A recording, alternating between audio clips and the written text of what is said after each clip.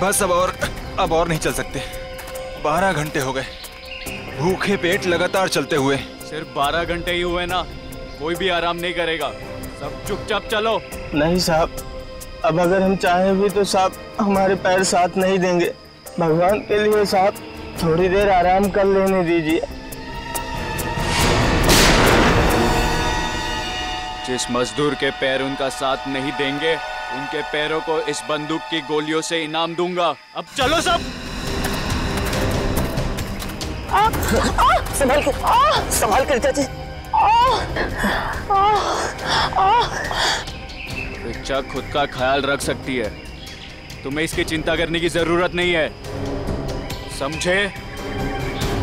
चलो अभी, अब चलो।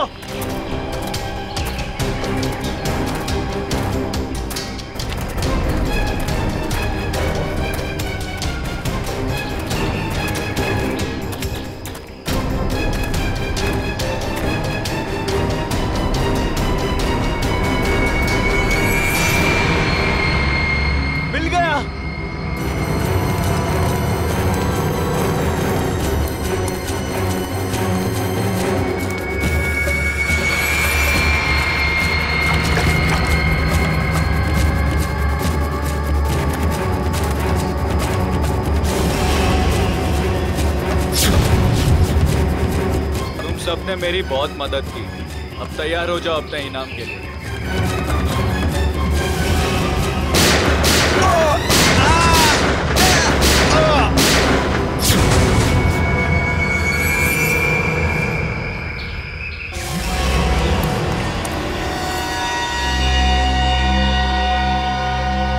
रणबीर, क्या किया तुमने ये?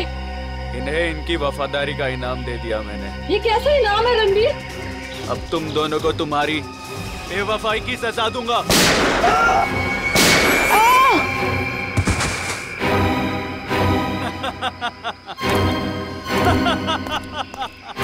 अब मैं अमर हो जाऊंगा।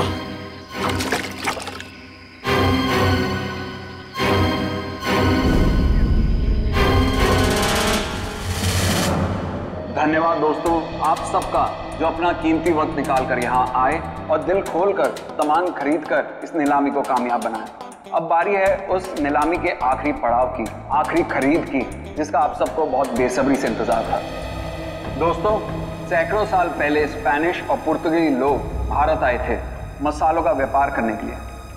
ये डायरी उसी वक्त उसी दौर की है और इस डायरी की खास बात यह है कि इसमें क्या लिखा है मुझे नहीं मालूम, और मुझे तो क्या किसी को भी नहीं मालूम सिवाय इसके मालिक के।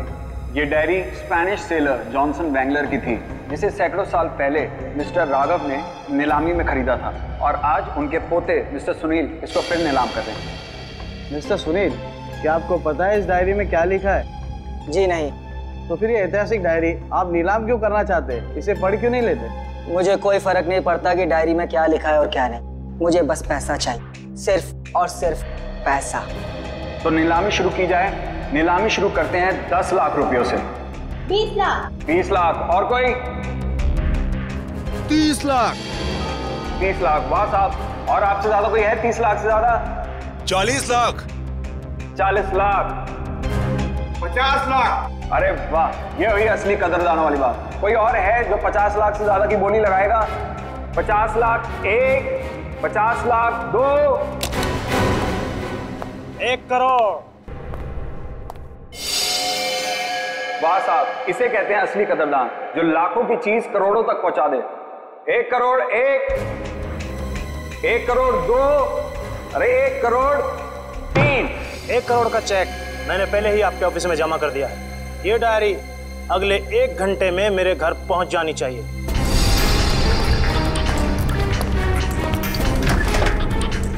जानता नहीं तूने डायरी नहीं, अपनी मौत खरीदी है, मौत।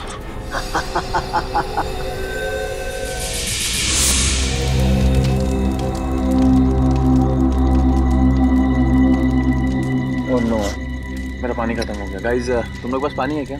अरे यार, मेरा पानी तो शाम को ही खत्म हो गया था। अरे तो बताना था ना, ढाबे पे भर लेते। ऐसे ही सो जाओ ना यार, कल सुबह तक की तो बात है।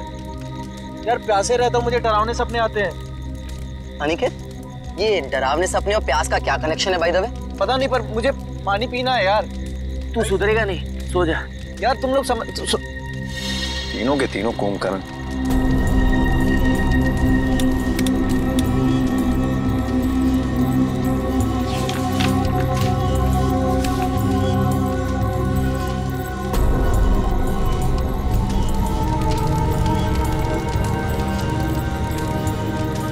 इस नक्शे के हिसाब से तालाब करीब आधे किलोमीटर दूर पे है। प्यास बुझानी है तो तालाब तक तो जाना ही पड़ेगा।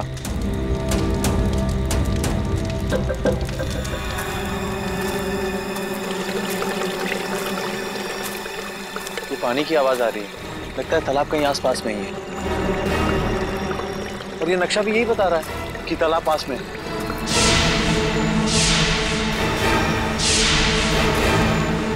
बचाओ बचाओ! ये चीख कैसी है?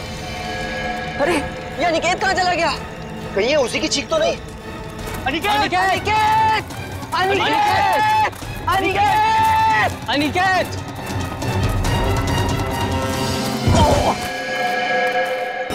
अनिकेत! कहीं ये मर गया। क्या? कौन है? ये कौन मारा है? भागो भागो भागो भागो यार भागो!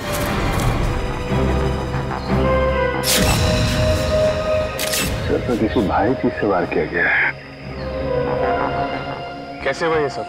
सर कल रात अनिकेत बाहर आया पानी पीने, उसी दौरान किसी ने इसकी जान ले ली। और तो और सर हमारे साथ भी हाथापाई हुई। कितने लोग थे? सर अंधेरा काफी था, अचानक हमला हुआ और ठीक से कुछ मालूम नहीं पड़ा सर।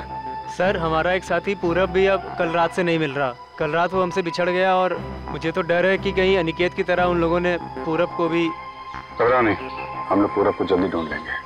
चलो ढूंढो, देखो कुछ मिलता है क्या।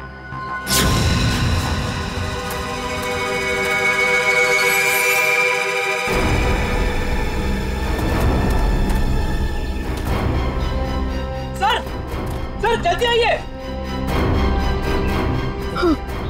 ठीक तो हो तुम? अरे इधर आओ।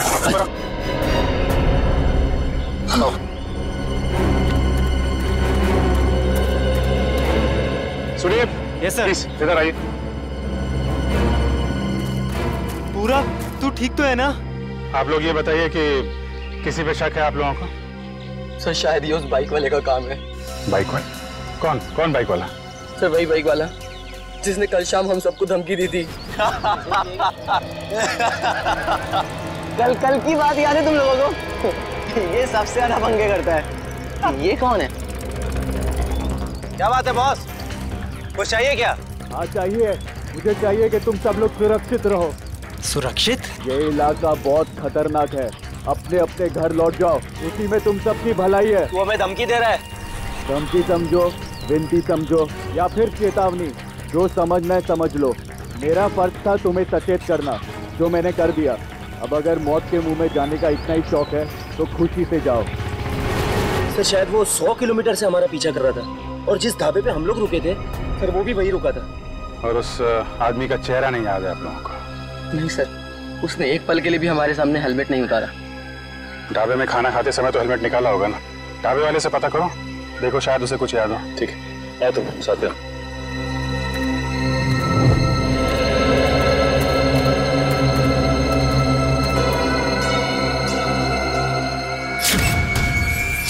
खून? खून की बूंद? मतलब कोई जख्मी आदमी भागा यहाँ से। सर लेकिन खून बहुत ज्यादा नहीं है, जो भी है उसे ज्यादा चोट नहीं हुई होगी। सर ये देखिए, घसीटने के निशान हैं। मतलब उन दोस्तों के अलावा कोई और आदमी भी था जिसको उन मुजरिमों ने मारा और फिर उसे घसीटते हुए यहाँ से ले गए। सर ये रास्ता तो सीधा मेन रोड की तरफ जाता है। इसका मतलब जो भी गुनहगार था उसे इस जंगल और रास्ते का पूरा ज्ञान था। हाँ, तभी तो रात के अंधेरे में भी यहाँ पहुँचने में कोई गलती नहीं की उन लोगों ने। ये टायर के निशान, ये तो किसी बड़ी गाड़ी के लगते हैं।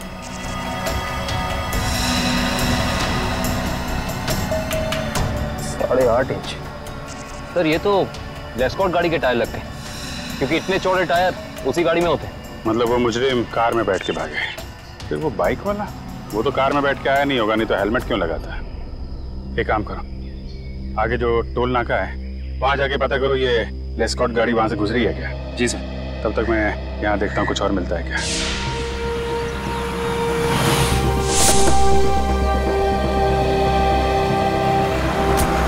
यही है वो ढाबा जहाँ मैं और मेरे दोस्त खाना खाने के लिए रुके थे।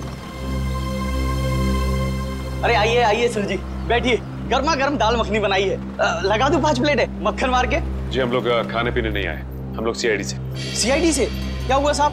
आपको याद है कल मैं और मेरे कुछ दोस्त आपके ढाबे पे खाना खाने के लिए रुके थे? हाँ हाँ, हल्का हल्का याद तो आ रहा है, पर आपको इतनी चोट कैसे लगी? कल रात इनके ऊपर हमला हो गया और उस हमले में इनके दोस्त अनिकेत की मौत हो गई। हे भगवान, ये हो क्या रहा है आजकल? समाज में दिन ब दिन जुर्म बढ़ता ही जा रहा है। हाँ वो तो है, लेकिन हमें शक है कि इस जुर्म में एक बाइक वाला शामिल है जो कल यहाँ पे आया था। बाइक वाला? जी हाँ, उसने एक ब्लैक बाइकर सूट और ब्लैक हेलमेट पहना था और मुझे अच्छे से याद है उसके पास नलोंजन मॉडल की बाइक भी थी। एक बाइक वाला आया तो था। अच्छा, उस बाइक वाले के बारे में कुछ याद है आपको? कैसा दिखता था वो? साहब इतना तो याद नहीं, लेकिन शायद रामू को पता होगा। रामू जरा इधर आना, जरा बताना साहब लोगों को उस बाइक वाले के बारे में। जब उसने हेलमेट उतारा था तो मैंने एक ही झलक देखा था सेठ जी। बहुत अजीब आदमी था, अजीब तरीके से बर्ताव कर रहा था। देखो तुमने उसकी एक झलक देखी ना, तुम्हें जो कुछ भी याद है हमारे लिए उसका स्केच बनवाओ। हाँ इशिता, ठीक है, कोशिश जारी रखना। क्या हुआ श्रेया? सर, सारांश का अभी तक पता नहीं चल पा रहा।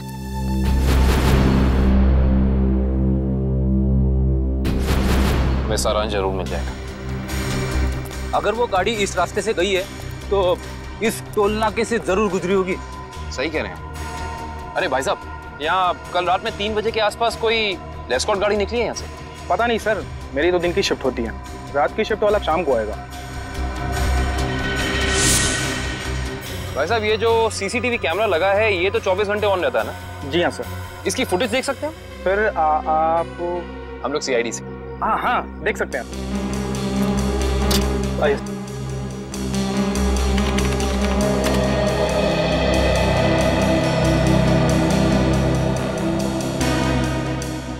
ये देखिए, लेस्कॉट गाड़ी रात के 2:55 को यहाँ से गुजरी है। लगती तो वही गाड़ी है, जरा रिवाइंड करिए। एक मिनट पॉज कीजिए। अरे ना तो ड्राइवर दिख रहा है और ना ही गाड़ी की नंबर प्लेट। थोड़ा जूम कीजिए। ये क्या लिखा है? Car on rent. Car on rent? Sir, ध्वनि नगर में कार ऑन रेंट नाम की कंपनी है। कहीं ये गाड़ी वहीं से किराए पे तो नहीं ली गई थी? सर, ये रहा स्केच। बन गया स्केच? यही वो आदमी? हाँ साहब, ऐसा ही कुछ दिखता था वो। ठीक है, आसपास की दुकानों से पता करते हैं, किसी ना किसी ने तो जरूर देखा होगा उसे। भाई साहब, इस स्केच को ध्यान से देखो। इस आदमी को पहचानते हो? नहीं देखा इसको इससे पहले। साहब, बुरा ना मानो तो ये फोटो मैं देख सकता हूँ? अरे काका, इसमें बुरा मानने की क्या बात है? देखिए।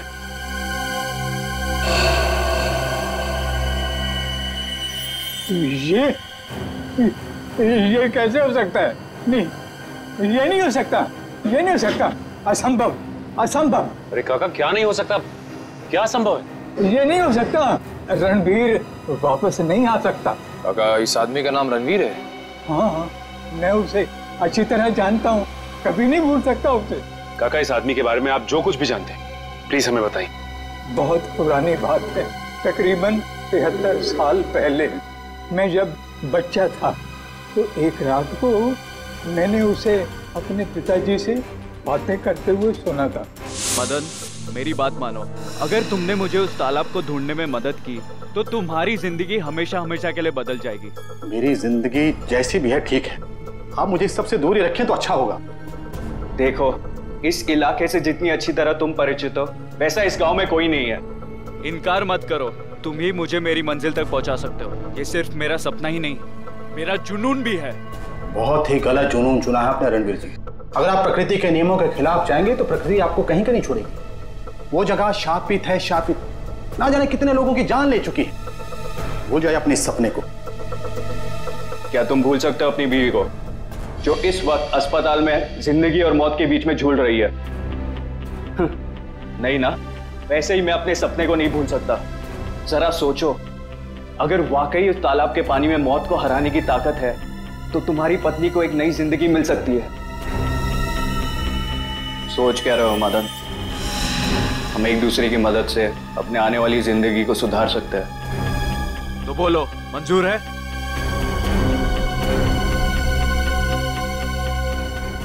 ये कैसे हो सकता है काका? आपके कहने के मुताबिक आज से 73 साल पहले यानी कि 1941 में ये आदमी जैसा दिखता था आज भी वैसा ही दिखता है। हाँ, तभी तो मैंने कहा था असंभव, ये अजूबा कैसे हो सकता है। और इसी की वजह से तो मैंने अपने पिताजी को खोया था। इसकी वजह से आपने अपने पिता को खोया? हाँ, ये मेरे पिताजी को बहकाकर एक तालाब पे लेकर गए थे। बोले उस तालाब का पानी पीने से आदमी हमेशा के लिए अमर हो जाता है और उसकी उम्र आगे बढ़ने से रुक जाती है।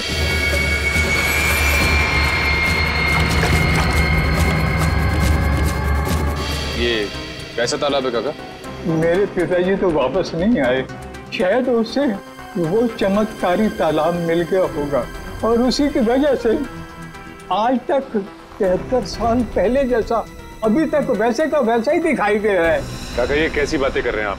ये सारी बातें किस्से कहानियों में होती हैं, असल जिंदगी में इनका कोई लेना देना नहीं, समझे? बिना आग के कभी धुआं नहीं उठता बेटा।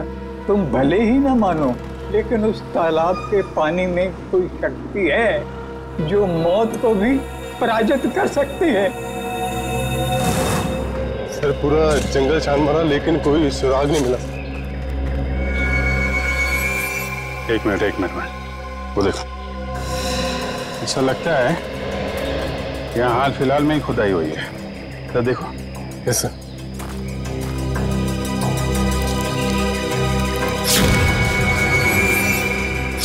हाँ, यहाँ पे कुछ है सर।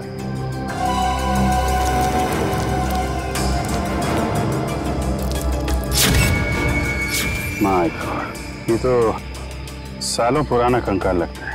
सर मुजरिम लाशों को जंगल में दफनाते थे ये तो पता था, पर पहली बार मुजरिम इतना सालों पुराना कंकाल जंगल में दफनाने आए। पता नहीं वंश, दफनाने आए थे या फिर निकालने। गुड मॉर्निंग डॉक्टर साहब। What is so good about this morning? ये लो। हेलो हाय ना करो तो नाराज और करो तो मुश्किल। अरे इतने उखड़े हुए क्यों हैं सर आप? भाई साहब, जब आपको पता लगेगा ना कि अनिकेत की मौत कैसे हुई, आप भी इतने ही उखड़ जाएंगे।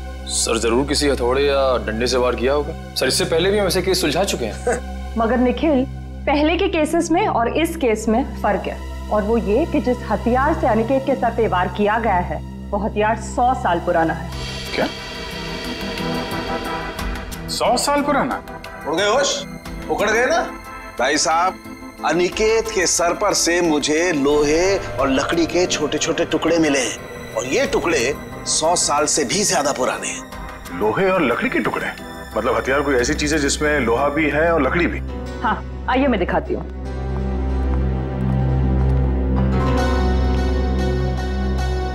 ये देखिए, कुछ इस तरह। मगर सर इतना पुराना हथियार खूनी के हाथ लगा कहाँ से? शायद दादा परदादा के जमाने से घर पे रखा होगा, अब निकाला है काम के लिए। और अगर मैं कहूँ कि ये कंकाल जो आप लोग लेके आए हैं, ये कंकाल भी 100 साल से ज्यादा पुराना है, तो मतलब कितना पुराना है ये कंकाल? जिस तरह वो हथियार 100 साल पुराना है, ठीक उसी तरह ये कंकाल भी 100 साल पुराना है। मतलब ये मरने वाला भी अंग्रेजों के जमाने का है? अंग्रेजों के जमाने का नहीं है, अंग्रेज ही है। जी हाँ, इसकी हड्डियां हमें ये बताती है कि ये शख्स कोई यूरोपियन है, एशियन नहीं है। 100 साल पुराना हथियार और 100 साल पुराना मुर्दा, वो भी विदेशी। आज के जमाने में किसी को इसमें क्या दिलचस्पी हो सकती है? इस फोटो को ध्यान से देखिए। ये सफेद रंग की लेस्कॉट गाड़ी आप ही के यहाँ से किराए पे ली गई थी? माफ कीजिए सर, इस फोटो में कार की नंबर प्लेट नहीं दिख रही है, इसलिए बता पाना मुश्किल है कि कार किसने किराए पर ली थी। अरे भाई कमाल करते हैं आप, है तो आप ही की कंपनी की गाड़ी ना, नंबर प्लेट ना सही कुछ और देख के पहचान लीजिए। सर 100 से ज्यादा गाड़ियां हैं हमारी कंपनी में और इसी मॉडल इसी रंग की करीब 20 गाड़ियां हैं। सर इस तरह बता पाना मुमकिन नहीं है। तो आप एक काम कीजिए, आप हमें ये बताइए कि ऐसी सफेद रंग की लेस्कॉट गाड़ी कितने लोगों ने पिछले एक हफ्ते में किराए पे ली है यहाँ से? 1 मिनट सर।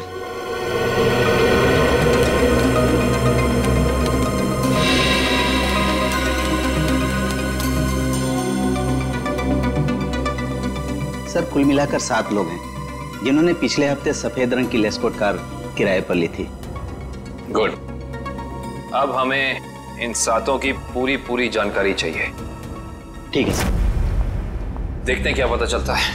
5 लोगों से पूछताछ कर चुके, बचे 2। इन्हीं में से कोई एक है जो इस केस की अगली कड़ी साबित होगा। हाँ, लेकिन फ्रेडी जी, ये पता करने के लिए भी रिसेप्शन पे कोई होना चाहिए। यहाँ तो कोई है ही नहीं। हाँ, यहाँ तो कोई दिख ही नहीं रहा है। जी नमस्ते, कहिए। हम लोग CID से। एक्चुअली अमर नाम के एक इंसान की तलाश में हैं हम। बात यह है कि उसने सफेद रंग की एक लेस्कॉट गाड़ी को हायर किया और अपने एड्रेस की जगह उसने आपके इस होटल का एड्रेस दिया, इसीलिए हम। Just a minute. मिस्टर अमर, वो तो कल ही चेकआउट कर गए। अच्छा, आपने अपने रिकॉर्ड्स के लिए उसका कोई ID प्रूफ तो लिया होगा ना? लाइसेंस, पैन कार्ड वगैरह दिखाइए जरा। मैडम लिया तो था, लेकिन आज ही सुबह हमारे कंप्यूटर का हार्ड ड्राइव क्रैश हो गया और उसी के साथ सारा डेटा चला गया। माफ कीजिएगा। अच्छा, ये अमर दिखता कैसा था? उसका हुलिया कैसा था? आप कमरा नंबर 701 वाले अमर सर की बात कर रहे हैं ना? हाँ राजू, उसी के बारे में बताइए लोगों को। क्या था उसका हुलिया? कद यही कोई 5.5 फुट लंबा और हाँ, छोटे छोटे बाल और आंखों का रंग काला था। कद 5.5 फीट, छोटे बाल। इसका मतलब CCTV फुटेज में जो हमें इंसान दिखा था वो अमर नहीं हो सकता, क्योंकि वो लंबा था और उसके बाल भी छोटे नहीं थे। अच्छा, ये अमर से कोई मिलने आया था उसके कमरे में यहाँ पे? हाँ साहब, 2 लोग मिलने आए थे। उनमें से एक का नाम संजय था और दूसरे का कुछ और कल साहब उन लोगों ने दारू पीकर काफी झगड़ा भी किया था। झगड़ा? तुम्हें पता है किस बारे में ये झगड़ा हुआ था? ये तो मैं नहीं बता सकता साहब, लोग अक्सर दारू पीकर बहक जाते हैं। कोई ऐसी बात जो तुम्हें याद हो जो वो लोग कर रहे थे? कुछ याद है?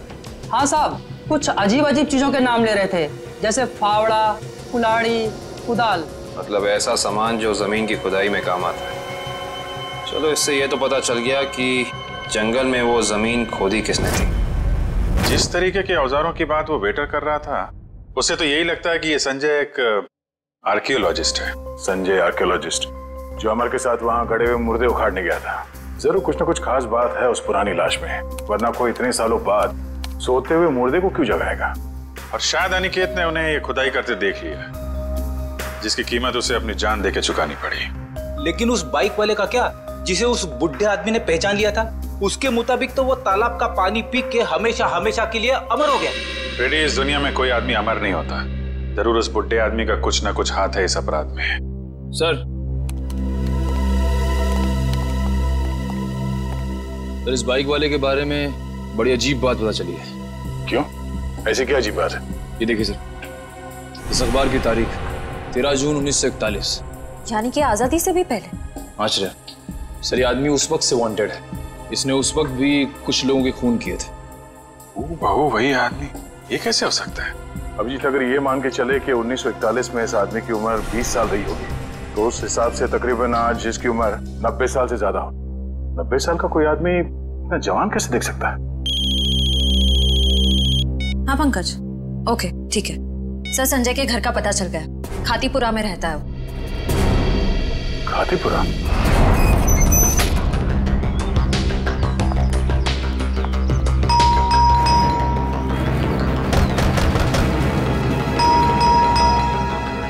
लगता है संजय को हमारे यहाँ आने की खबर लग गई होगी, इसीलिए भाग गया होगा। भाग कर जाएगा कहाँ?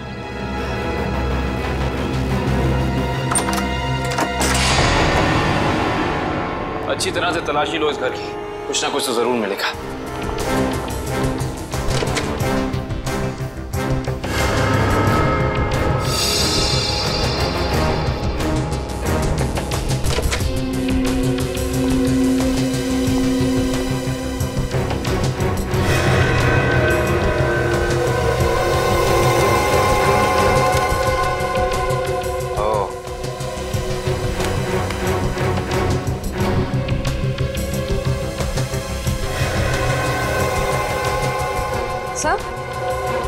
आश्रया, सर ये देखिए, संजय का पासपोर्ट। इस पे काफी सारे देशों के वीजाज लगे हैं। तो लगता है इस भाई साहब को सैर सपाटे का बहुत शौक था। ये देखो श्रेया, इसकी चेकबुक की डिटेल से साफ साफ पता चल रहा है कि इस इंसान ने करोड़ों रुपए खर्च किए हैं म्यूजियम्स और नीलामियों से सामान खरीदने में। देखो, इसका मतलब संजय बहुत अमीर है और आर्ट में काफी दिलचस्पी रखता है। अब इसे ये दिलचस्पी आर्ट में है या किसी खास चीज में, ये तो वक्त ही बताएगा। लेकिन एक बात तो तय है, ये संजय किसी की तलाश में है, कोई ऐसी चीज जो इसे दुनिया के कोने कोने में ले जा रही है, हर म्यूजियम, हर बड़ी नीलामी तक। सर, हाँ, अलमारी में से ये डायरी मिली है, छुपा के रखी हुई थी। दिखने में तो ये कोई ऐतिहासिक डायरी लगती है। कुछ तो खास बात है इस डायरी में, काफी नायाब और अलग किस्म की डायरी है ये। सर, शायद संजय ने इस डायरी को किसी नीलामी में खरीदा होगा। अभी पता चल जाएगा। चलो हाथ लगाइए। ओह, तो ये उसी स्पेनिश शिप के कैप्टन की डायरी है जो अपनी हर यात्रा के बारे में अपनी डायरी में लिखा करता था। ये वही डायरी है। इसका मतलब इस डायरी में उस रहस्यमय तालाब के बारे में भी जरूर लिखा होगा। सर, इसका मतलब संजय भी उस रहस्यमय तालाब को ढूंढ रहा था, इसलिए उसने ये सारा सामान खरीदा। हो सकता है श्रेया, लेकिन अगर ये वही डायरी है तो उस रहस्यमय तालाब का नक्शा, कोई मैप, कोई जरिया जरूर होना चाहिए इसमें।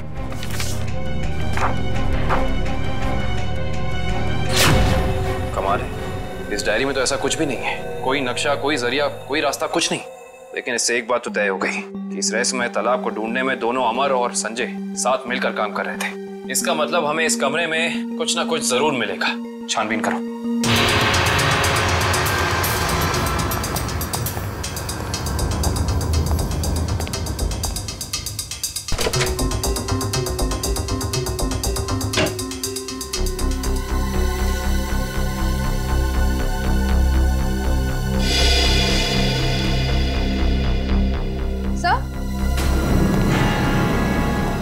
ये देखिए कैप्टन, संजय ने अपने सारे पुराने सामानों की कार्बन डेटिंग करवाई है किसी डॉक्टर वीरेन से।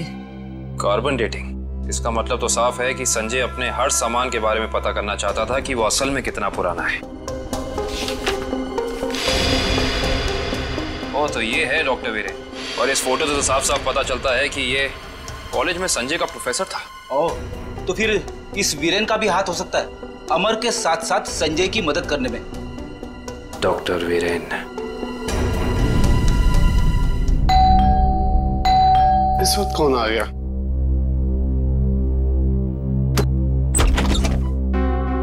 आप लोग? हम लोग सीआईडी से, डॉक्टर वीरेन से मिलना है। अभी बुला था सर। आप लोग बैंक से आए ना? नहीं साहब, ये सीआईडी से आए सर। सीआईडी? इसे पहचानते हैं आप? जी नहीं। किसने मारा इसे? हमें पता होता तो अब तक मुजरिम सलाखों के पीछे होता। देखिए, मैं इस मामले में आपकी कोई मदद नहीं कर सकता। चलिए, इस मामले में ना सही, लेकिन किसी और मामले में हमारी मदद कर दीजिए। मैं कुछ समझा नहीं। मैं समझाता हूँ। आप हमें उस रहस्यमय तालाब के बारे में बताइए जिसका पानी पीकर इंसान कभी मरता नहीं है, जवान रहता है, अमर हो जाता है। ये क्या मजाक कर रहे हैं आप? अगर ऐसा कोई तालाब होता तो दुनिया में मौत नाम की चीज ही नहीं होती। कमाल करते हैं आप भी। हमें तो लगा कि आपके स्टूडेंट संजय ने आपको सब कुछ बताया होगा, लेकिन उसने आपको तालाब के बारे में कुछ नहीं बताया लगता है। संजय? तो आप संजय को जानते हैं? सिर्फ जानते ही नहीं, उसके घर होकर आ रहे हैं, जहां हमें पता चला है कि वो अपनी हर पुरानी चीज की कार्बन डेटिंग डॉक्टर वीरेन से कराता है, यानी कि आप। देखिए, संजय एक आर्कोलॉजिस्ट है और ये तो उसके एक काम का हिस्सा है। हिस्सा? हिस्से से याद आया कि आपके हिस्से की कॉफी ठंडी हो रही है डॉक्टर साहब, पी लीजिए। ठंडी कॉफी पीने में कोई मजा नहीं है। वैसे ये कॉफी का दूसरा कप किसके लिए? इस घर में और भी कोई है क्या? हाँ साहब, अभी भी। तुम जाओ। ये अभी मेरा दोस्त आया था, उसी का है। नहीं, आपके दोस्त का नाम संजय तो नहीं? देखिए वीरेन साहब, आप शक्ल से तो निहायत ही शरीफ इंसान लगते हैं। अब इस संजय की वजह से आपको जेल में जाकर चक्की पीसनी पड़े, हम में से किसी को भी अच्छा नहीं लगेगा। मैं वाकई नहीं जानता कि संजय कुछ गैर कानूनी काम कर रहा है। लेकिन अब तो पता चल गया ना, आपकी भलाई इसी में है कि जो कुछ भी है सच सच बता दो।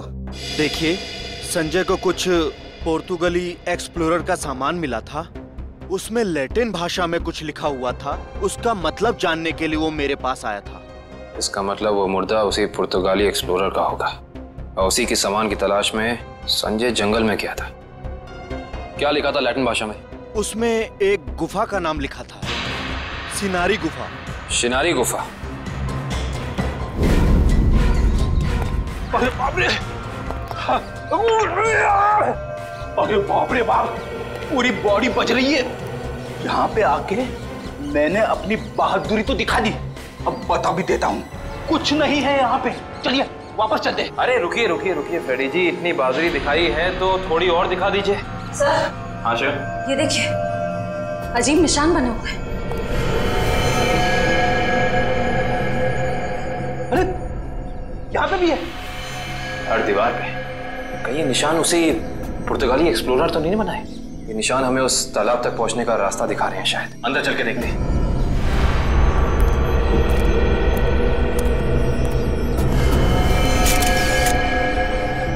दो लाशें।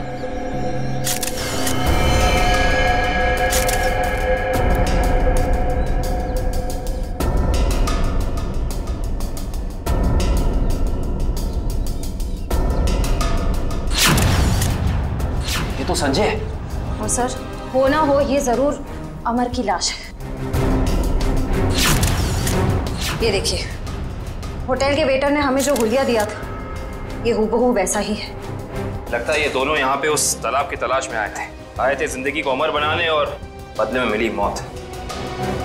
है कौन वो आदमी जो तालाब की खोज करने वाले लोगों का खून कर रहा है? जरूर कोई ऐसा है फ्रेडी जी जो नहीं चाहता कि उसके अलावा इस तालाब के बारे में किसी और को पता चले। सर, हो ना हो ये काम जरूर रणवीर का ही होगा, क्योंकि जब संजय खुदाई कर रहा था तब रणवीर भी वहां मौजूद था। सर, हाँ, यहाँ पे जूतों के निशान है। ये देखिए, अलग अलग जूतों के निशान दिख रहे हैं। कम से कम 5 लोगों के होंगे। सही कह रहे हैं आप। 2 तो अमर और संजय के होंगे, 1 रणवीर का, बाकी 2 निशान। इसका मतलब साफ है, इस गुनाह में 2 और लोग शामिल हैं, लेकिन कौन? सिंबल्स को देख के लगता है कि ये हमें उस चमत्कारी तालाब का रास्ता बता रहे हैं। न जाने कितने साल पहले बनाए गए होंगे ये निशान, तालाब की तलाश में। और इन निशानों के अंदर ही वो चाबी छुपी है जिससे हम इस केस का ताला खोल सकते हैं। अरे सर, ये तो एक टापू बन गया। और इसके बीचों बीच में है ये तालाब। मगर सर, ये टापू है कहाँ पे और हम यहाँ तक पहुँचेंगे कैसे? इसका पता चल जाएगा निखिल, अगर हम इन निशानों की भाषा समझ पाए, उनको अक्षरों में बदलेंगे तो पता चलेगा। सर, इस तरह के निशान मैंने पजल्स की किताबों में देखे हैं। अब पजल के साथ हायरोग्लाइफिक अल्फाबेट बुक भी आती है ना? हाँ सर। वंश, जल्दी से जाकर किताब लेके आओ। Okay sir.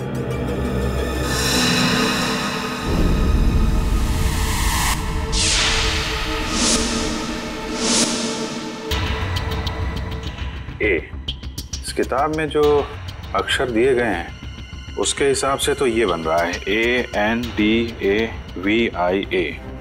अंदाविया। अंदाविया? चलो जरा इंटरनेट पे चेक करो, अंदाविया टापू जैसी कोई जगह है क्या? सर, ये देखिए, ये अंदाविया नाम का टापू भारत के दक्षिणी दिशा में, यानी कि इंडियन ओशन में। मगर सर, यहाँ लिखा है कि ये टापू बिल्कुल खाली है, यहाँ कोई नहीं रहता। और इस टापू का मौसम और वातावरण रहने के अनुकूल नहीं है। अब समझ में आया कि किसी को ये चमत्कारी तालाब मिला कैसे नहीं। और इस केस का अंत इस अंदाविया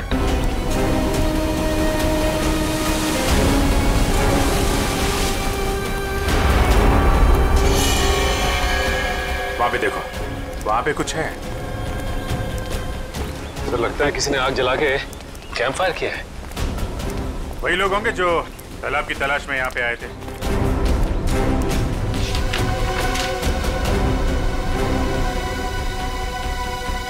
इस मैप के हिसाब से तो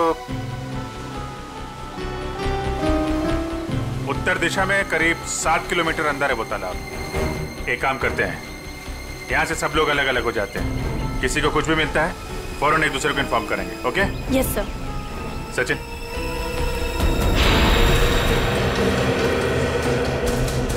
ये देखिए सर, जगह जगह पेड़ों पे कुल्हाड़ी के निशान। जो लोग तालाब की तलाश में इधर गए होंगे ना, उन लोगों ने लगाया होगा। रास्ता पहचानने के लिए। ओह माय गॉड, कंकाल।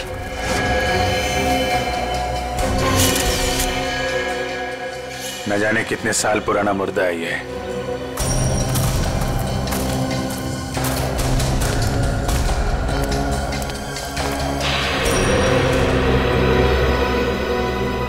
धुआं अभी भी निकल रहा है। आग जले शायद ज्यादा देर नहीं हुई अभी। एक और कंकाल सर।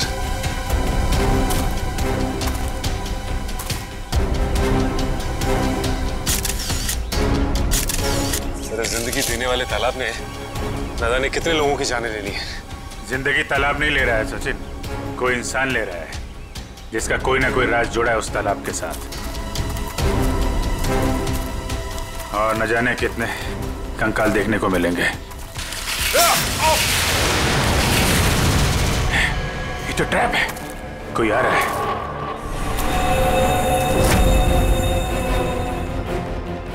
ये तो रणवीर है। रणवीर,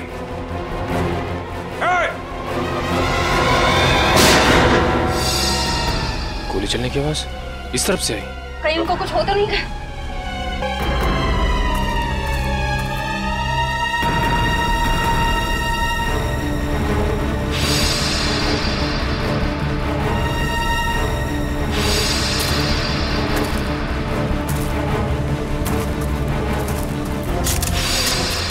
घबराइए मत, मैं आप पे गोली नहीं, मैंने इस पे चलाई थी जो आपको मारना चाहता था। तुम रणवीर हो ना? रणवीर तो मेरे दादाजी का नाम था। मैं आकाश हूँ। आकाश, तुम्हारी शक्ल बिल्कुल तुम्हारे दादाजी से मिलती है। हाँ, ये बात पहले कई लोग बोल चुके हैं मुझे। मगर तुम अपने दादाजी की तरीके से चमत्कारी तालाब के चक्कर में कैसे पड़ गए? 2 महीने पहले मैं ये देश में भी नहीं था, यूएस में लॉ की पढ़ाई कर रहा था कि अचानक मेरी मुलाकात संजय से हुई।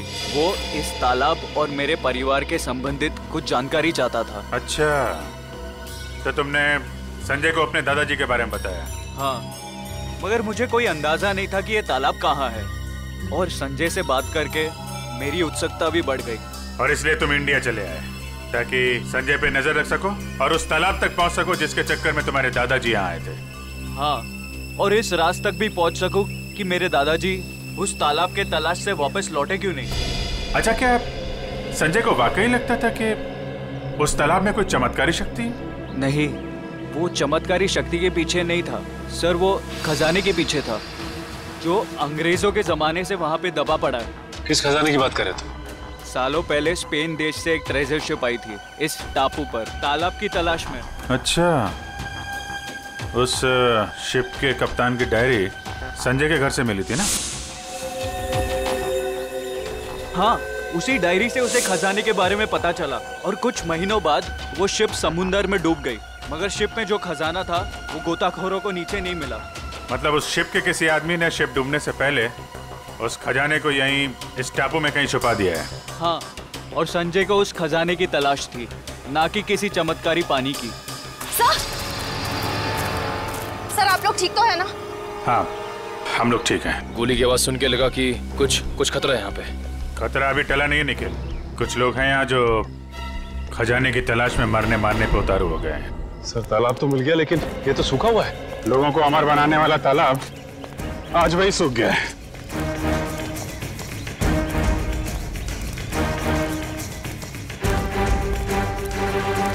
सर, सोने का सिक्का? सोने का सिक्का? मतलब खजाना था यहाँ पे? सर, इसका मतलब वो आदमी खजाना लेके ये लोग इस तरफ से निकल गए बाहर। सर, ये रास्ता तो टापू के दूसरे हिस्से जाता है। मैं भी वहीं से आया था और उन लोगों की नाव भी वहीं पे थी। टापू की दूसरी तरफ? हाँ, रोकना होगा उन्हें। जल्दी आओ तुम लोग, आ जाओ आ जाओ।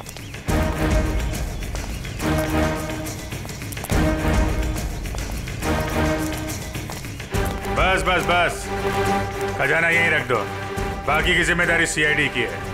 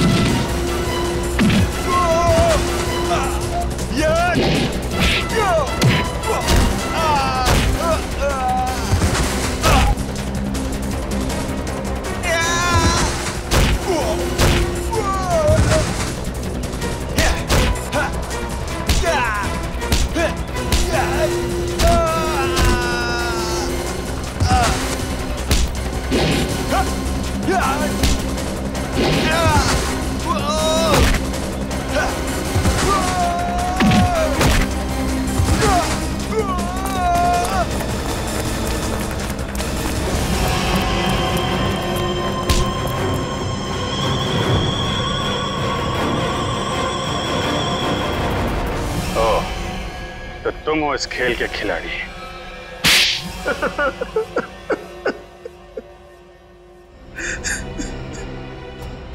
हाँ, मैंने ही मारा है अमर को, संजय को और अनिकेत को भी। मगर तुम्हें संजय और अमर के प्लान के बारे में पता कैसे चला? उस दिन जब होटल के बाहर में वो लोग बात कर रहे थे, मैंने उन दोनों की सारी बातें सुन ली थी। हम बहुत जल्द खजाने तक पहुंचने वाले हैं, फिर हम बेशुमार दौलत के मालिक हो जाएंगे।